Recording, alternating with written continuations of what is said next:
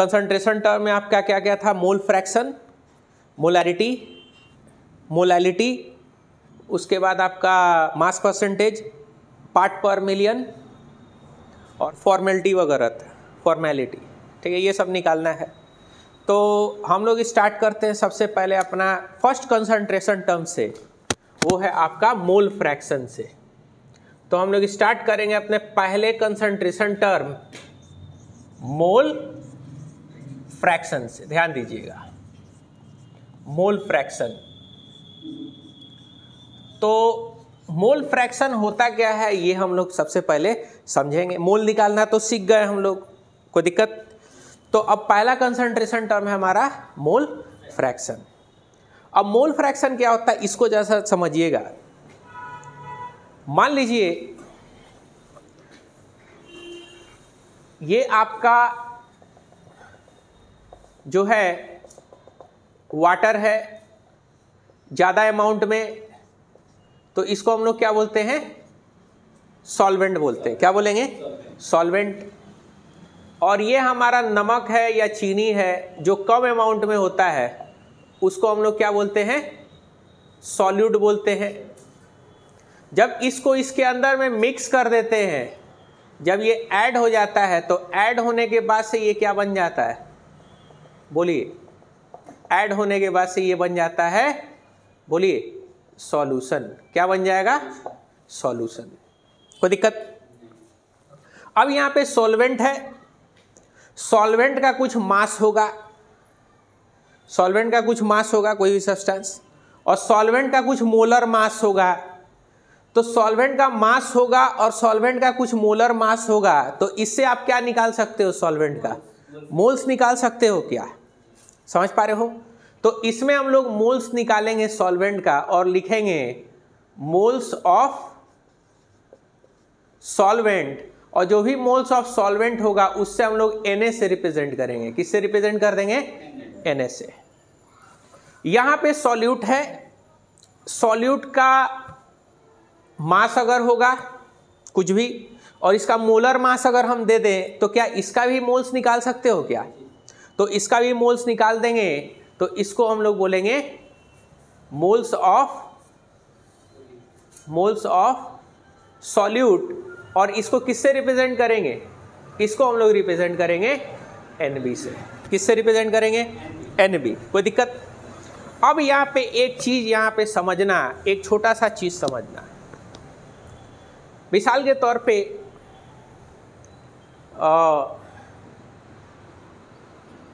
ईद का टाइम है और आप दो फ्रेंड है, फ्रेंड ए और ये आपका फ्रेंड है, बोलो, फ्रेंड बी। दो दोस्त है ए और बी, और मार्केट में गया दोनों आदमी। और जब मार्केट में गया है तो मार्केट में एक बैट दिखा। क्या दिखा? Cricket bat. अब ये दोनों को चाहिए एक क्रिकेट बैट। लेकिन अफसोस ये है कि इसके पास, मिस्टर ए के पास जो मनी है वो है आपका 400 रुपीज़। इसके पास कितना रुपया है? 400। और इसके पास कितना रुपया है? इसके पास है 600 रुपीज़। और जो बैट है इसका कीमत जो है वो है आपका 1000 रुपया। कितना है? 1000 रुपया है। तो ना ही ए का औकात है इस बैट को खरीदने का और ना ही बी का औकात है इस बैट को खरीदने का। तो क्या होगा फिर? और बैट का प्राइस कितना है? 1000 है। तो अब इन लोगों का औकात को क्या करना पड़ेगा? जोड़ना पड़ेगा। जोड़ेगा तब क्या होगा? औकात बड़ा होगा तब क्या खरीद पाएगा? बैट खरीद पाएगा। समझ पा रहे हो? बैट खरीद लिया गया, उसके बाद से फिर बैट खरीद के घर लाया। अब घर बैट खरीद करके लाएगा तो कुछ इख्तिलाफात होगा ही होगा, ऑब्वियस सा बात है। ई कहेगा कि नहीं मेरा बैट है, ये बोला कि नहीं मेरा बैट है। दोनों में झगड़ा हो गया बैट के लिए। ये बोला कि ना मेरा बैट है, ये बोलेगा कि नहीं मेरा बैट है। तो क्या करना पड़ेगा, झगड़ा को कैसे सॉल्व करोगे, कैसे आपको पता चलेगा कि इस बैट में इनका कंट्रीब्यूशन कितना है, इस बैट में इनका कंट्रीब्यूशन कितना है, समझ पा रहे हो। तो हम लोग क्या करेंगे, एक तरकीब निकालेंगे, हम लोग फ्रैक्शन देखेंगे कि इस पूरे बैट के कीमत में इनका प्राइस, इनका हिस्सा कितना है। तो हम लोग लिखेंगे price fraction of A, mister A का प्राइस फ्रैक्शन देखेंगे तो टोटल कीमत कितना है बैट का, इन दोनों का मिला करके जो पैसा होगा वो कितना है, 1000 है, और इन्होंने कितना दिया है, 400 दिया है, कोई दिक्कत। तो मिस्टर ए का जो फ्रैक्शन है वो कितना है, 400 डिवाइडेड बाई 1000, कितना है, 400 डिवाइडेड बाई 1000, या इसको ऐसे कर सकते हो 0.4, ये कट जाएगा ना, कट कटा के कितना होगा 0.4, यानी इस बैट में मिस्टर ए का जो हिस्सा है वो कितना है, 0.4 है, एक में 0.4 है, 1000 में 400 है। अब हम मिस्टर बी के बारे में जानेंगे। तो प्राइज फ्रैक्शन ऑफ बी हम लोग जाएंगे तो कैसे निकालेंगे, टोटल प्राइस कितना है 1000, दोनों का कीमत 1000, समझ पा रहे हो, बोलो दोनों का कीमत कितना है 1000, और इसका हिस्सा कितना है मिस्टर बी का 600, तो 600 का हिस्सा को हम लोग क्या बोलेंगे 600 डिवाइडेड बाई 1000, यानी इनका जो हिस्सा है वो कितना है 0.6 है, यानी एक में 0.4 ए है और एक हिस्सा में, एक में 0.6 बी है, समझ पा रहे हो, कोई दिक्कत यहाँ पे। अब हम लोग आते हैं यहाँ पे मोल फ्रैक्शन के अंदर में, ये आपका moles of solvent Na, moles of solute Nb, दोनों को मिक्स किए, क्या मिला सॉल्यूशन। तो सॉल्यूशन का मोल्स कितना होगा, moles of solution Na plus Nb हो जाएगा, क्या इसका और इसका मोल के सम के बराबर हो जाएगा।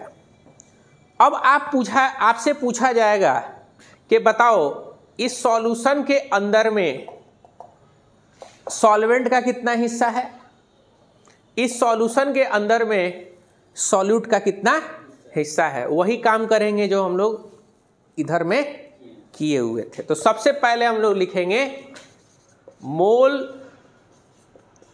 फ्रैक्शन ऑफ सॉल्वेंट, क्या लिखेंगे मोल फ्रैक्शन ऑफ सॉल्वेंट। तो बताओ क्या कहलाएगा वो होगा मोल्स ऑफ सॉल्यूशन, नीचे में मोल्स ऑफ सॉल्यूशन होगा यानी टोटल मोल्स, और उसमें इसका और ऊपर में क्या होगा मोल्स ऑफ सॉल्वेंट, समझ पा रहे हो। तो क्या हो जाएगा, मोल्स ऑफ सॉल्वेंट क्या है Na, और मोल्स ऑफ सॉल्यूशन क्या है Na प्लस Nb, और ये जो आपका मोल फ्रैक्शन ऑफ सॉल्वेंट है इसको हम लोग XA से भी रिप्रेजेंट करते हैं, XA से भी क्या करेंगे रिप्रेजेंट करेंगे। XA का मतलब मोल फ्रैक्शन ऑफ सॉल्वेंट, यानी सॉल्वेंट का इस पूरे सॉल्यूशन के अंदर में सॉल्वेंट का जो हिस्सा उसको क्या किससे रिप्रेजेंट करेंगे XA से, और वो किसके बराबर है टोटल मोल ऑफ सॉल्यूशन नीचे में रहेगा और ऊपर में क्या होगा Na, जैसा उसमें हम लोग किए, कोई दिक्कत बोलिए। तो ये हो गया मोल फ्रैक्शन ऑफ सॉल्वेंट। यहां पे मोल फ्रैक्शन ऑफ सॉल्यूट, यानी इस सॉल्यूट का हिस्सा किसमें, इस पूरे सॉल्यूशन में कितना होगा, नीचे में क्या होगा मोल्स ऑफ सॉल्यूशन, और ऊपर में क्या होगा मोल्स ऑफ, बोलिए सॉल्यूट। तो ये मोल फ्रैक्शन ऑफ सॉल्यूट को जो है हम लोग किससे रिप्रेजेंट करेंगे XB से रिप्रेजेंट करेंगे। समझ पा रहे हो? तो मोल्स ऑफ सॉल्यूट कितना है? NB। और मोल्स ऑफ सॉल्यूशन कितना है? Na plus NB। कोई दिक्कत यहां पे? बोलिए। तो डेफिनेशन क्या होगा मोल फ्रैक्शन का? मोल फ्रैक्शन का डेफिनेशन क्या हो जाएगा? It is the ratio of, ratio है ना, किसका ratio? Ratio of solution solvent. It is the ratio of solvent और सॉल्यूट और इन किसमें? सॉल्यूशन के अंदर में। समझ पा रहे हो? ये एक तरीके का रेशियो है किसका? चाहे तो सॉल्वेंट का या फिर सॉल्यूट का। किसके अंदर में? इस पूरे सॉल्यूशन के अंदर में। Ratio of moles of solute या solvent to the total moles of solution. कोई दिक्कत? इजी है समझना? फॉर्मूला पता ही हो गया, ठीक है? तो मोल फ्रैक्शन ऑफ सॉल्यूट यानी XB क्या हो जाएगा? NB Na plus NB। और यहाँ पे मोल फ्रैक्शन ऑफ, बोलो, सॉल्वेंट, वो क्या हो जाएगा? XA किसके बराबर होगा? Na प्लस NB के बराबर होगा। समझ पा रहे हो बात को? मोल्स निकालना आपको आता है, कोई दिक्कत? अब यहाँ पे कुछ क्वेश्चंस करेंगे, ठीक है? फिर एक प्रूफ भी करना हमको। क्वेश्चन ये है, फाइंड मोल फ्रैक्शन ऑफ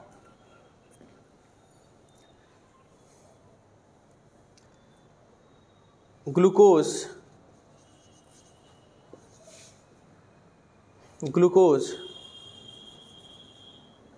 180 ग्राम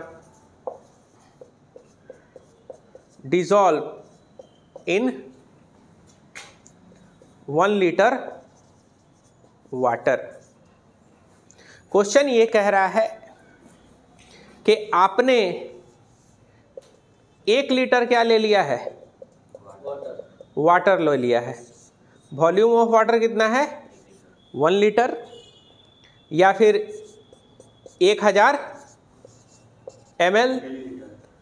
कोई दिक्कत? और वाटर का डेंसिटी कितना होता है? 1 ग्राम पर ml होता है। वाटर का डेंसिटी कितना होगा? 1 ग्राम पर ml। समझ पा रहे हो? ठीक है। तो 1 लीटर पानी आपने लिया है और क्या कह रहा है? आपने कितना ग्लूकोज लिया है? आपने ये ग्लूकोज लिया है कितना? 180 ग्राम और डिजॉल्व कर दिया है और सॉल्यूशन बनाया है। तो आपको क्या निकालना है? मोल फ्रैक्शन ऑफ ग्लूकोज निकालना है, यानी ग्लूकोज का मोल फ्रैक्शन निकालना है। तो ऑब्वियस सा बात है, जिसका तादाद ज़्यादा है उसको हम लोग क्या बोलते हैं? सॉल्वेंट। और जिसका तादाद कम है उसको हम लोग क्या बोलते हैं? ये सॉल्यूट है। समझ पा रहे हो? सॉल्यूशन बनेगा तो ये सॉल्वेंट और ये हाँ सॉल्यूट और ये सॉल्वेंट। तो भाई ग्लूकोज का मास दिया हुआ है। ग्लूकोज जो होता है वो होता है C6H12O6। कोई दिक्कत? तो मोलर मास कितना होगा बाबू? मोलर मास ग्लूकोज का 6 कार्बन है और एक कार्बन का वजन 12 हाइड्रोजन है और एक हाइड्रोजन का वजन 1। 6 ऑक्सीजन है और एक ऑक्सीजन का वजन 16। टोटल कितना हो जाएगा? 180 ग्राम। कितना हो जाएगा? 180 ग्राम। यहाँ पे देखो, यहाँ पे सॉल्वेंट का वॉल्यूम दिया हुआ है, मास नहीं दिया हुआ, लेकिन यहाँ पे डेंसिटी है। तो मास निकालने के लिए क्या करोगे? मास ऑफ वाटर निकालोगे तो कैसे निकलेगा? डेंसिटी इंटू वॉल्यूम से निकलेगा। तो डेंसिटी कितना है? 1000 ml और वॉल्यूम कितना है? 1 ग्राम पर ml। ml से ml, सॉरी ml से ml कट गया, 1000 नहीं कटेगा, सॉरी। कितना हो जाएगा? 1000 ग्राम। कोई दिक्कत? अब बताओ इसका मोल्स कितना होगा ग्लूकोज का? NB, यानी मोल्स ऑफ सॉल्यूट। और सॉल्यूट कौन है? ग्लूकोज है। तो क्या होता है? Moles, mass by molar mass. Mass कितना है? 180 ग्राम। और मोलर मास भी कितना आया है? 180 ग्राम। तो कितना हो जाएगा? ये 1 मोल हो जाएगा। अब यहाँ पे निकालना है, बोलो Na निकालना है, यानी मोल्स ऑफ सॉल्वेंट। तो बताओ सॉल्वेंट का मास कितना है? 1000 ग्राम। और सॉल्वेंट का मोलर मास कितना होता है? वाटर है, वाटर का कितना होगा? 2 × 1 + 16, 18 ग्राम। तो बताओ कितना हो जाएगा? 55.55 मोल्स होगा। कितना होगा? 55.55। क्या निकालना है आपको? मोल फ्रैक्शन ऑफ ग्लूकोज, यानी सॉल्यूट का मोल फ्रैक्शन निकालना है। तो क्या करोगे? मोल्स ऑफ सॉल्यूट कितना है? 1 मोल divided by moles of solute, यानी 55.5 डिवाइडेड प्लस, बोलो, मोल्स ऑफ सॉल्यूट। कितना हो जाएगा? 1/56.55 हो जाएगा। इसको फ्रैक्शन में आप कर लोगे। The mass percentage of NaCl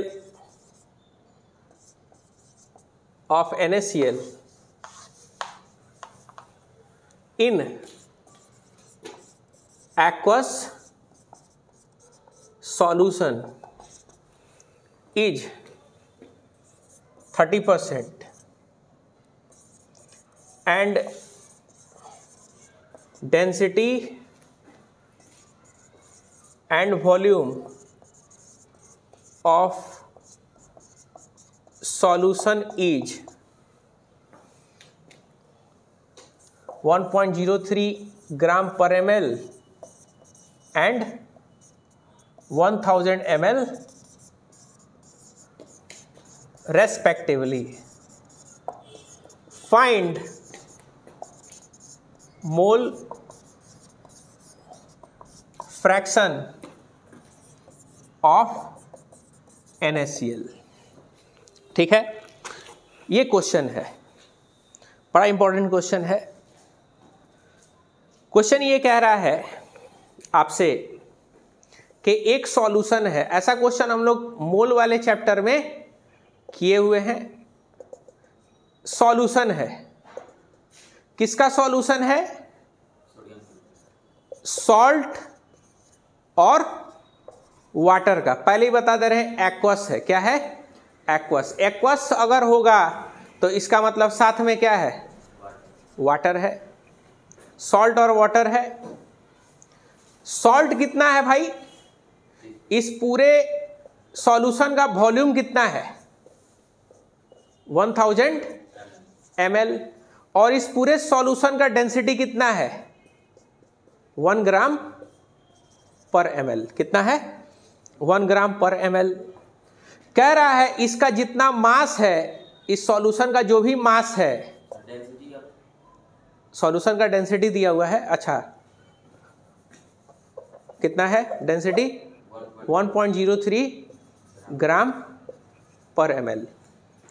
कह रहा है कि इसका जो भी वॉल्यूम, ये डेंसिटी और वॉल्यूम है, कह रहा है इसका जो भी मास होगा, इस सॉल्यूशन का जो भी मास होगा, उस मास का 30% किसका वजन है? नमक का।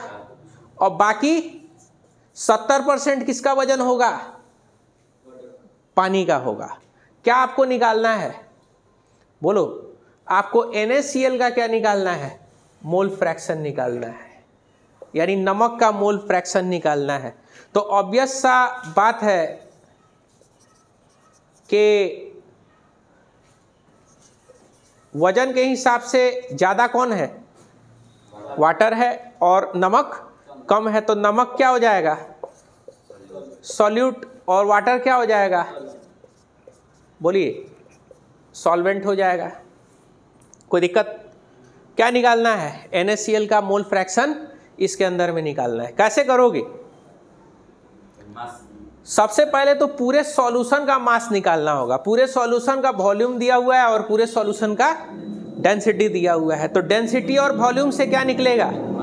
पूरे सॉल्यूशन का मास निकलेगा, यानी mass of solution is equal to density into volume. यानी डेंसिटी कितना है? 1000 ml और वॉल्यूम 130 ग्राम पर ml। ml से ml कट गया, 1030 ग्राम होगा। 1030 ग्राम है। अब सॉल्ट का वजन कितना है? मास ऑफ NaCl, पूरे सॉल्यूशन का वजन कितना है? 1030 ग्राम। और पूरे सॉल्यूशन के वजन का कितना वजन है NaCl? 30% है, यानी 30% ऑफ मास ऑफ सॉल्यूशन, यानी 1030 ग्राम। और मास ऑफ वाटर कितना है? मास ऑफ वाटर बोलो, वो कितना है? 70% ऑफ 1030, यानी जो भी सॉल्यूशन का वजन है उसका 70%। तो बताओ ये कितना हो गया?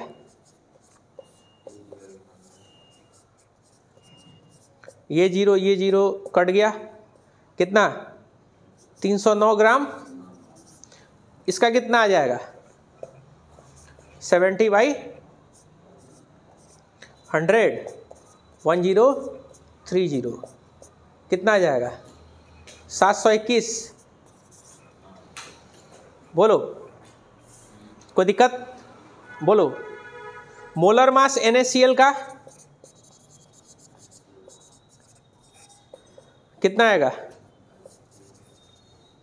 सोडियम का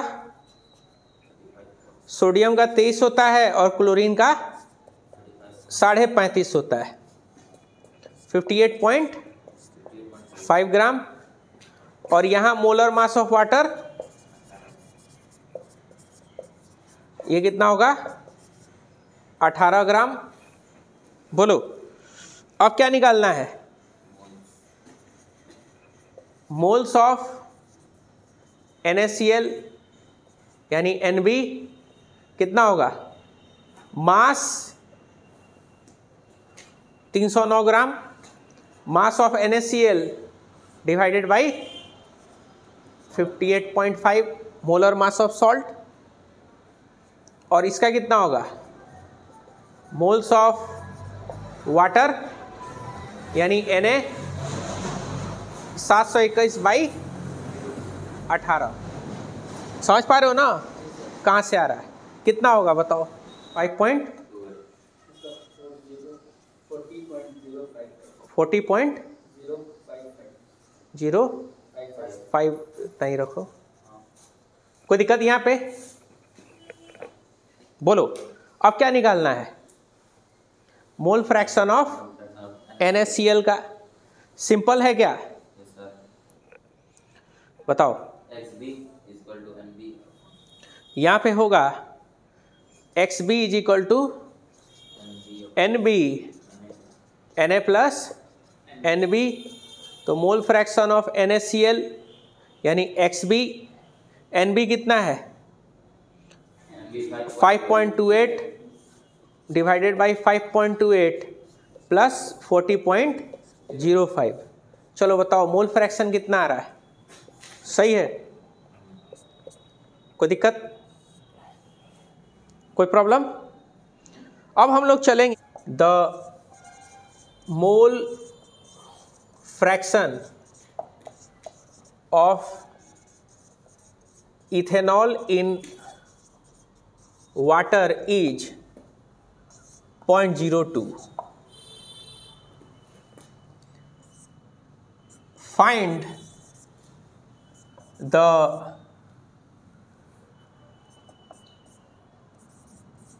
moles of इथेनॉल यानी NB। दूसरा mass of ethanol in gram. Assume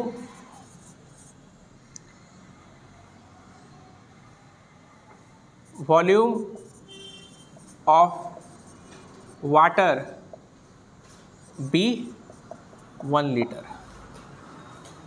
ध्यान दीजिएगा, ये क्वेश्चन है। क्वेश्चन ये कह रहा है, समझिएगा पहले, और बड़ा इंपॉर्टेंट ये क्वेश्चन है, ठीक है, वेरी इंपॉर्टेंट क्वेश्चन है। ऐसा कई बार ये क्वेश्चन दिया जाता है। क्वेश्चन ये कह रहा है कि 1 लीटर पानी है, क्या है 1 लीटर वाटर है, वॉल्यूम कितना है इसका 1 लीटर या फिर 1000 ml, और वाटर का डेंसिटी आपको पता ही है 1 ग्राम पर ml है, कहीं नहीं होगा तो यही लिख दोगे। तो भाई मास कितना हो जाएगा वाटर का 1000 ग्राम हो जाएगा क्या 1000 ग्राम। तो पानी का वजन है 1000 ग्राम पानी आपने लिया हुआ है। कह ये रहा है कि आप इथेनॉल है इसके पास, क्या है इथेनॉल। इथेनॉल बोले तो C2H5OH को हम लोग क्या बोलते हैं इथेनॉल बोलते हैं। समझ पा रहे हो? ये इथेनॉल है, इसको इसमें क्या कर दिया गया है मिक्स कर दिया गया है। जब इथेनॉल मिक्स कर दिया गया, ऑब्वियस सा बात है इथेनॉल होगा तो ये क्या होगा इथेनॉल सॉल्यूट है, और ये क्या होगा आपका सॉल्वेंट है। कोई दिक्कत? जब इथेनॉल आपने जब मिक्स कर दिया है, इथेनॉल जब आपने डिजोल्व कर दिया है, तो इथेनॉल का ना मास दिया हुआ है ना ही मोल दिया हुआ है। इथेनॉल का यहाँ पे मोल फ्रैक्शन दिया हुआ है। कह रहा है कि जब आप इसको मिक्स कर दोगे तो इथेनॉल का जो मोल फ्रैक्शन है वो कितना है 0.02। कितना है मोल फ्रैक्शन ऑफ इथेनॉल बोलो 0.02। मिथेनॉल का मोल फ्रैक्शन 0.02 है। समझ पा रहे हो? आपसे पूछा क्या गया है कि बताओ NB कितना होगा। पहला सवाल NB कितना है, और दूसरा सवाल कि इथेनॉल का मास कितना होगा। कैसे सॉल्व करोगे? पहले मोल निकालेंगे। मोल के लिए इथेनॉल का मास भी तो होना जरूरी है ना। इथेनॉल का मास है क्या मोल निकालने के लिए? मोल फ्रैक्शन दिया हुआ है। वाटर का निकालेंगे। वाटर का क्या निकालेंगे? वाटर का मोल निकाल सकते हैं उसका, तो क्योंकि वाटर का तो दिया हुआ है ना। और मोलर मास ऑफ वाटर कितना है 18 ग्राम। तो चलो इसका मोल निकाल सकते हैं, है कि नहीं। लेकिन यहाँ मोल कैसे निकालोगे? सॉल्यूट जो है आपका इथेनॉल, इसका केवल ये फॉर्मूला है, मास तो दिया ही नहीं है ना इथेनॉल का। क्या दिया हुआ है इथेनॉल का? क्या दिया हुआ है मोल फ्रैक्शन दिया हुआ है। हाँ, क्या करोगे बोलो? फॉर्मूला से मास निकलेगा। ध्यान दोगे। XB का मतलब क्या है मोल फ्रैक्शन ऑफ सॉल्यूट यानी इथेनॉल दिया हुआ है। कोई दिक्कत? और XB किसके बराबर होता है? NB Na प्लस NB के बराबर होता है क्या? क्या निकालना है आपको? NB ही तो निकालना है। क्या निकालना है? NB ही तो निकालना है। बोलो, Na आपके पास है क्या? Na का मतलब क्या है? मास मोल्स ऑफ सॉल्वेंट। Na क्या होगा? Moles of solvent. और सॉल्वेंट यहाँ पे क्या है? पानी है। कितना है? 1000 मास डिवाइडेड बाई मोलर मास कितना हो जाएगा? 55.55 मोल। Na हमारा आ चुका है। XB ऑलरेडी दिया है क्या? कितना है? 0.02 यही दिया है ना। क्या निकालना है? NB का मतलब moles of solute. Moles of solute निकालना है ना। नीचे क्या है? Na का वैल्यू 55.55 और NB नहीं पता है। Cross multiplication 0.02। कोई दिक्कत? 55.55 plus NB is equal to NB 0.02 into 55.55 plus 0.02 NB is equal to NB। ये कितना हो जाएगा? ये जरा कैलकुलेट करो। 0.02 इंटू 55.55 2.22 होगा क्या? 0.02 इंटू 55.55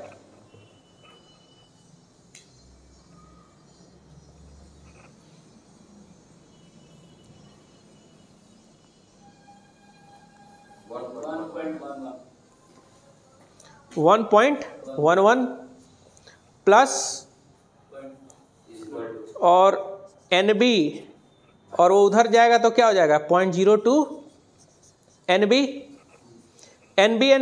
कॉमन कर लोगे क्या? कॉमन कर लोगे तो यहाँ कॉमन करने पे क्या बचा? 1 और यहाँ पे क्या होगा? 0.02 इज इक्वल टू 1.11। तो 1.11 इज इक्वल टू 1 माइनस 0.02 कितना हो जाएगा? 0.98 NB। तो अब क्या निकालोगे? NB is equal to 1.11 divided by 0.98। जरा बताओ तो कितना आ रहा है? 1.1326 1.33 इतना कर दो। ये इतना मोल सारा है क्या? किसका? बोलो। इथेनॉल का मोल आ गया यहाँ पे। यही तो निकालना था ना कुछ में। Mass of ethanol. तो ये NB क्या है? इथेनॉल का मोल आ गया है। अब मोलर मास ऑफ इथेनॉल कितना होगा? C2H5OH। 2 कार्बन है, 1 कार्बन का 12, 5 हाइड्रोजन है, 1 कार्बन का 1 हाइड्रोजन का 1 ऑक्सीजन है और फिर 1 हाइड्रोजन है। कितना आ जाएगा? 24 5 16 1 बताओ। 43 कितना? मोलर मास आ गया 46 ग्राम। और ये मोल है। मास निकल जाएगा क्या इथेनॉल का? बोलो कैसे करेंगे? मोल मैप याद है? इंटू कर देंगे। यानी अब यहाँ पे मास ऑफ इथेनॉल जो होगा वो क्या हो जाएगा? मोल इंटू बोलो मोलर मास हो जाएगा। यानी मोल कितना है? 1.133 इंटू 46 ग्राम। तो बताओ भाई आंसर कितना आया? बोलो।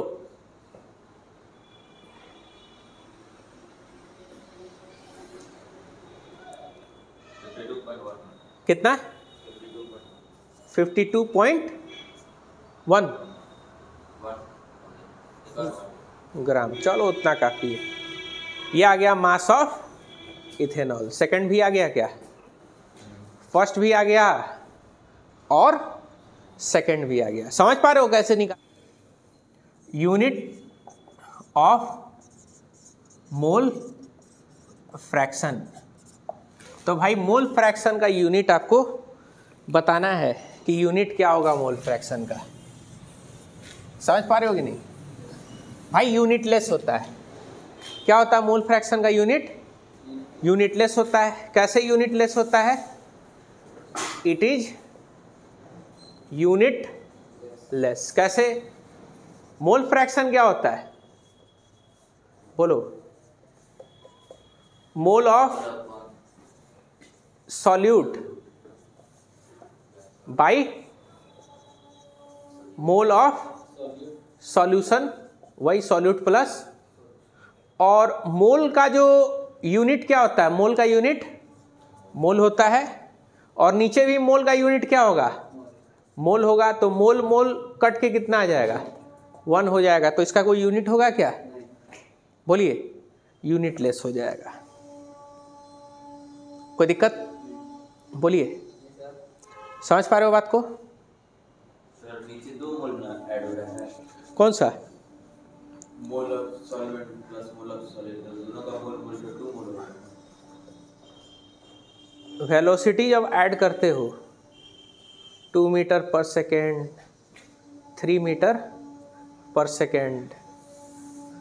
अच्छा इसी में बता देते हैं। 2 मोल ऐड करते हैं ना, Na Nb Na प्लस, ये बोल रहे हो? इसका कितना हो जाएगा? इसका क्या हो जाएगा? मोल प्लस मोल। चलो ऐड कर देते हैं। कितना? 2 मोल। यूनिट कितना आ गया? 1/2। यूनिट क्या है? यूनिट लेस है ना, वो तो ऐड कर दिए ना। अब जैसे ये है वेलोसिटी 2 मीटर पर सेकेंड प्लस 5 मीटर पर सेकेंड, क्या हो जाएगा? बोलो। मीटर पर सेकेंड क्या हो जाएगा? कॉमन। 2 प्लस 5 कितना लिखते हो? 7 मीटर पर सेकेंड। कुछ यूनिट का चेंजिंग हुआ है क्या? नहीं हुआ ना। यहाँ पे तो यूनिट क्या हो गया? ऊपर नीचे का कट। यहाँ पे अब यहाँ पे एक आपको प्रूफ कर रहा है, proof that sum of mole fractions of solute and solvent equals to 1। आपको ये प्रूफ करना है कि मोल फ्रैक्शन ऑफ सॉल्यूट और मोल फ्रैक्शन ऑफ सॉल्वेंट किसके बराबर होता है? 1 के बराबर होता है। ये आपको बताना है। तो आपको एक्स भी पता है क्या? एक्स भी क्या होता है? Na plus Nb। और एक्स से पता है क्या? Sorry X B. और ये कितना होता है? Na प्लस Nb होता है क्या? बोलो। एक्स ए क्या था? Na plus Nb। और एक्स बी क्या था? Na प्लस, सॉरी, हाँ ये था ना। याद करो, ये तो शुरू से तो यही चल रहा है ना। बताओ कॉमन क्या ले लेंगे? Na प्लस Nb कॉमन कर लेंगे क्या? ये एलसीएम क्या कर लेंगे? कॉमन कर लेंगे। करते हैं ना। 3/2, 4/2, 2 कॉमन है तो क्या कर लेंगे? 2। और क्या कर लेंगे? 3 + 4 कर लेंगे। ऐसे करते हैं ना, बचपन से किए हैं। ये और ये कॉमन कर लेंगे। ऊपर क्या हो जाएगा? NB प्लस Na, वही बात है क्या, Na प्लस NB या NB प्लस Na, सेम बात है। क्या हो जाएगा, कट जाएगा, कट के कितना आ जाएगा, 1 के बराबर आ जाएगा। समझ पा रहे हो? तो एक ये भी फॉर्मूला आपको याद रखना है कि भाई XB प्लस XA किसके बराबर होता है, 1 के इक्वल होता है। कोई दिक्कत यहाँ पे समझने में? बोलिए, ठीक है। तो आज हम लोग अपने लेक्चर को यहाँ पे कंक्लूड करेंगे। कल हम लोग मोलैरिटी पे काम करेंगे। ठीक है, समझ में आया? कंटेंट आज यहीं तक रहने देते हैं। ठीक है, स्टॉप कर।